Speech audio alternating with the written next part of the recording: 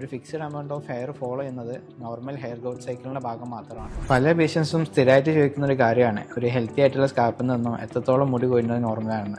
സത്യം പറഞ്ഞു കഴിഞ്ഞാൽ 50 മുതൽ 100 മുടി വരെ കൊയ്യുന്നത് ഒരു ഹെൽത്തി ആയിട്ടുള്ള സ്കാൽപ്പിൽ നിന്നും സർവ്വസാധാരണമായിട്ടുള്ള കാര്യം മാത്രമാണ്. അതായത് നമ്മൾ ഈ ഹെയർ വാഷ് ചെയ്യുന്ന സമയത്ത്, ഹെയർ കോംബ് ചെയ്യുന്ന സമയത്ത്, അല്ലെങ്കിൽ രാവിലെ എഴുന്നേൽക്കുമ്പോൾ പില്ലോയിലൊക്കെ ശ്രദ്ധിക്കുമ്പോൾ ഹെയർ ഫോളോ ചെയ്ത് ശ്രദ്ധിക്കാറുണ്ട്.